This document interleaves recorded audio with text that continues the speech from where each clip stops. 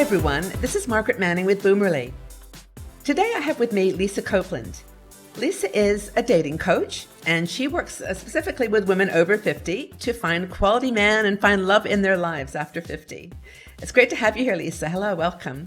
It's wonderful to be here, Margaret. Thank you for having me. Well, I am so glad you're here because, there's so many women in our community who are perhaps alone after being divorced or, they find themselves in that transition in their 50s, but they really would love to have love in their life, but they've sort of themselves adopted some stereotypes about aging that really, make it hard for them to get back in the game.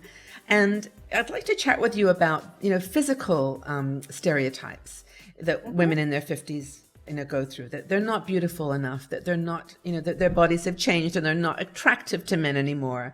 Let's talk about that. How would you respond to that? How aging stereotypes affect, intimate relationships?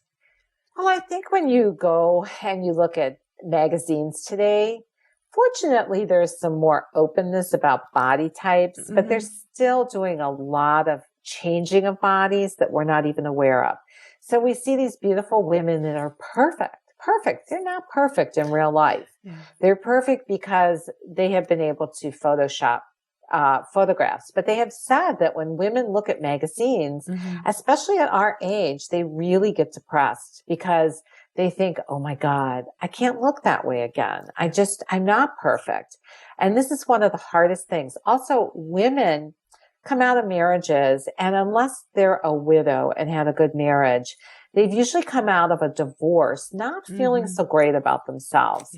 Yeah. Chances are their spouse did not tell them they were beautiful, did not do those nourishing, cherishing things that a woman likes to be told, and actually in many ways needs to be told. But the problem with that is we're externally looking for beauty. And what we need to do is come within ourselves to look for beauty. Women are amazing. We are very intricate. It's like a tapestry. We have so many things going on in our life, and we're pretty amazing. And we forget that. We absolutely forget it. So when I work with clients one-on-one, I help them remember how amazing they are. I have them give me a list of 15 physical things they love about themselves, 15 personality things they love about themselves, 15 things they're good at or that they're really interested in or that's a dream, and the one thing in their life they're most passionate about. And what I do is then I say to them, I want to tell you about a friend of mine. And I start reading their qualities. And it is very profound for women. I've had some women burst into tears because nobody has reminded them in a long time how amazing they were. And I've had other women, they get very silent and they go, oh my God, that is an amazing person. And we are amazing. We just don't see it because we're very busy comparing ourselves to the Photoshop perfect women out there. Yes. Well, that actually, as I'm listening to you, I'm really getting drawn into it because I can imagine what that's like. And I think a lot of women, especially if they haven't had a relationship for several years, don't even take their clothes off and look at their bodies anymore. They don't even look at, what they are. They just assume that they're too fat or they're wrinkly or they're not beautiful. And because no one's there to say, no, you are beautiful. I'm not looking at your physical. I'm looking at your heart, that complexity. I love that. That, you start to buy into the stereotype that you're old, you're not attractive. And we are beautiful. Yeah. Think about, some of the older actresses who held their beauty. Tina Turner, Lauren Bacall. Lauren Bacall. I love her. Yeah. And they have wrinkles. They don't have the greatest necks as some of them, and they're beautiful. Look at Susan Sarandon. Oh, I know. And Diane Keaton, who are beautiful women that have said, I'm not going to do plastic surgery. I'm not going to change my face. And what happens is we look in the mirror and we remember ourselves at 20. And God, I look at my daughter and I think, oh my God, that skin and it's firm and it's tough. No wrinkles, it's just, beautiful hair, whatever. We had that too. And we're kind of, yes. No, sorry. Just when you said 26, it made me think of another angle to this question, which is that's the woman that we think we're competing with. We That's think we're right. competing with that younger woman that, and why perhaps we say, a lot of women say, I can't find a great man after 50 because they all just want younger women. So, I think that's another stereotype that I think we have to overcome, that they don't necessarily want the younger Right. body. They want the spirit of that younger person. So maybe you could talk about that. Well, let's talk about what a Yeah. younger woman does Yeah. have that we oftentimes don't. And we can have this. One is an appreciation of a man. We've lived a long life. So we're pretty used to a lot of things, and we don't appreciate the small things a man does for us anymore. Younger women don't have that same history.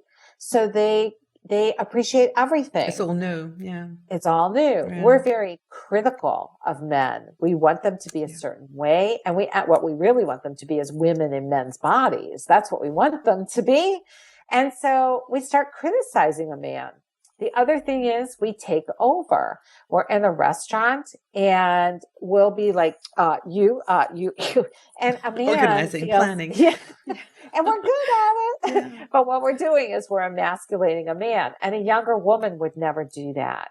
So if you can a younger woman allows a man to be a man, and men want to feel like men. They don't want to feel like they are henpecked or unappreciated. But men love women our age. First of all, men don't know what you look like at 20. They have no clue what you look like. So they have nothing to compare you to, like we compare ourselves. They either like you how you are now or they don't, and they move on, and that's fine. Yeah. So the key is for you to come into your own inner and outer beauty, because when inside you appreciate yourself and you can remember how awesome you are, it shines on the outside of you and makes you beautiful. It really does. Beauty is not about what we think it is. It's really what's shining inside of us that makes us beautiful on the outside. Because you've seen beautiful women become very bitter, and their beauty is not there anymore. They have like a skull. So I think what you said is that aging stereotypes are like we've always known in our mind. They're not real. We've created them sometimes as a defense mechanism, sometimes, because we really genuinely believe that we're not beautiful, that we don't see that beauty that you've described inside. Great advice, as always. I recommend that people check out your book too, because I know you go through all of this. It's a very practical look at, how to approach dating in your 50s, which isn't the same as when you're 20. Yes. And what was the title of it again? And it's an Amazon bestseller. It's a great book. It's an Amazon bestseller. You can find it on Amazon. The winning dating formula for women over 50. Okay. Perfect. Okay. I'd suggest everyone has a go, and good luck with your search for love in your 50s. It's a great time to be alive. Thanks so much, Lisa. Thank you again. Thanks, Margaret. Take care.